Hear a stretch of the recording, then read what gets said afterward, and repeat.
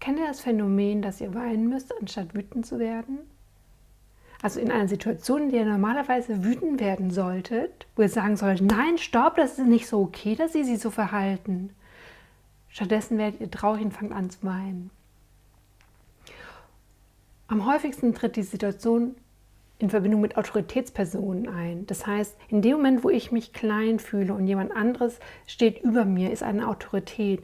In jungen Jahren sind das meistens so Leute wie Lehrer, Professoren, später dann Chefs und Chefinnen.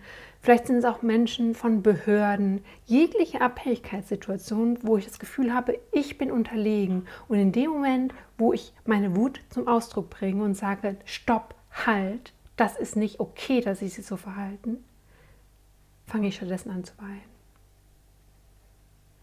Ich hatte das selbst jahrelang, das ist total unangenehm, weil halt durch dieses Weinen fühlt man sich auf einmal irgendwie schwach. Wut ist ein Gefühl, das gibt einem Stärke und Energie und es gibt einem die Möglichkeit zu sagen, nein, das ist nicht okay so, dass sie sich so verhalten. Hören Sie auf, Ihre Macht einzusetzen, nur damit es Ihnen besser geht und mich niederzumachen. Daher kommt dieses Gefühl der Wut. Da habe ich mal ein Video zu gemacht, wie Abhängigkeit zu Wut wird. Ich verlinke euch das mal unten in der Videobeschreibung. Und dann ist die Frage, woher kommt das? Warum muss ich weinen? Spannenderweise ist es ein Phänomen, was ich hauptsächlich bei jungen Frauen beobachte. Männer kenne ich eigentlich kaum jemanden, was einfach an der Erziehung liegt. Und da liegt auch der Ursprung des Ganzen. Wenn man in der Kindheit gelernt hat, in dem Moment, wenn ich Wut zeige, wird die Situation noch viel, viel schlimmer. Als Kind befindet man sich fast immer in einer Abhängigkeitssituation, in einer Abhängigkeit zu seinen Erziehungsberechtigten, zu den Caretakern, Eltern, wer auch immer für einen zuständig war in der Kindheit. Die hatten das Sagen, man selbst musste tun, was die gesagt haben. So, jetzt haben sie Verhaltensweisen gezeigt, die nicht okay waren, die unfair waren, die ungerecht waren.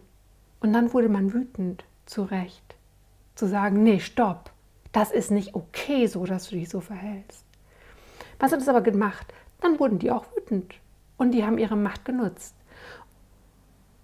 Und die haben Erziehungsmethoden angewendet, die die Wut unterdrückt haben. Das kann physischer Natur gewesen sein, das kann psychischer Natur gewesen sein.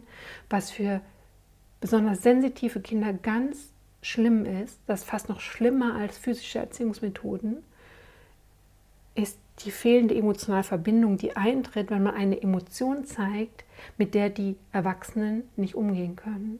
Zum Beispiel, vor allem als weibliches Kind, Wut.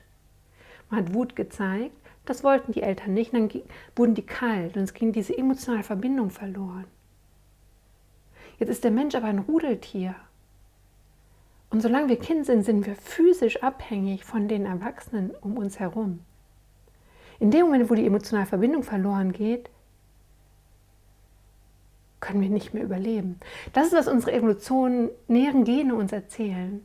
Du kannst nur überleben, wenn du eine Verbindung zu jemandem im Außen hast, einen Erwachsenen. Und das stimmt, das ist in der Kindheit, als Säugling, als Kleinkinder ist das so.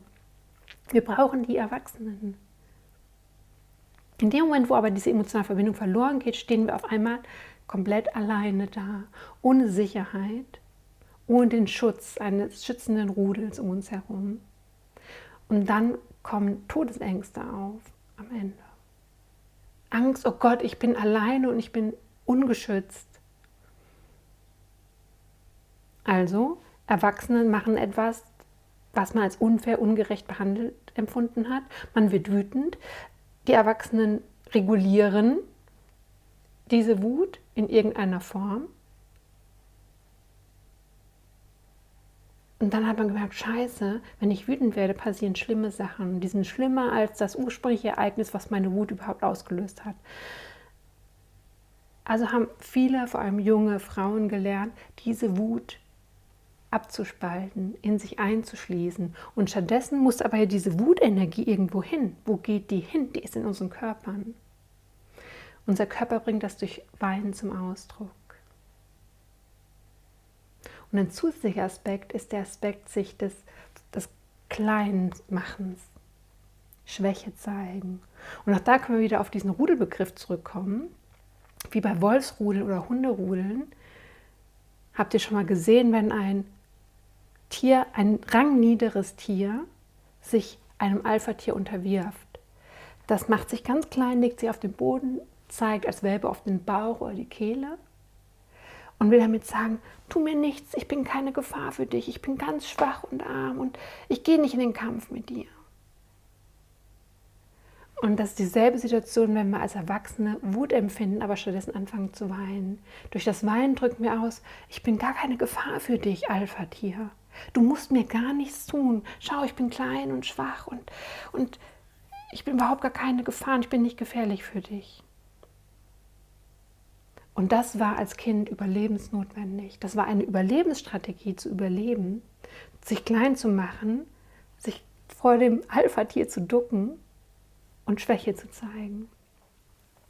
Jetzt sind wir aber erwachsen. Und sich dessen bewusst zu werden, dieses Weinen ist eine Verhaltensweise aus meiner Kindheit, die in der Kindheit überlebenswichtig war, aber die ich jetzt als Erwachsener ablegen darf. Und das ist ein sehr schwieriger Schritt, weil wir uns meistens der Wut nicht bewusst sind, die dahinter steht. Und diese Wut muss erstmal erlaubt werden, da zu sein. Es gibt kaum etwas Anstrengenderes, als dieser Wut zu erlauben, da zu sein, da wo sie gerade ist. Und so kann man sich Schritt für Schritt annähern an, ich baue diese angelernte Reaktion des Weinens, die ist konditioniert, baue ich ab, indem ich nach und nach Stückchen für Stückchen der Wut erlaube, da zu sein. Vielleicht erst in einem ganz sicheren Rahmen, mit sicheren Personen und dann vielleicht mit jemandem per E-Mail und dann vielleicht am Telefon. Und irgendwann hat man den Mut, aber auch die Kraft in sich und auch das Wissen, jetzt ist gerade angebracht zu sagen, stopp, das ist nicht okay, dass Sie sich so verhalten. Und anstatt jetzt anzufangen zu weinen und mich klein und schwach zu machen, weil ich bin nicht mehr klein und schwach. Ich bin groß, erwachsen und stark. Und ich darf Grenzen setzen. Und ich darf sagen, nein, Sie behandeln mich nicht mehr unfair und ungerecht. Jetzt entscheide ich darüber, wie ich behandelt werden möchte. Und so kann man sich Schritt für Schritt dieser Wut annähern. Man muss tatsächlich irgendwann gar nicht mehr wütend werden, sondern so wie ich das gerade so ausdrücke, ganz rational sagen, nee, stopp, das geht gerade so nicht. Aber um dahin zu kommen, um zu diesen neutralen Grenzen setzen zu kommen, muss man erst dieser Wut erlauben, da zu sein. Und von diesem, ich fange an zu weinen, hin zu, ich erlaube der Wut da zu sein. Und je mehr Wut man abbauen kann, desto mehr kommt diese Neutralität zum Vorschein. Dass man irgendwann Grenzen setzen kann, ohne Wut zu zeigen oder zu weinen.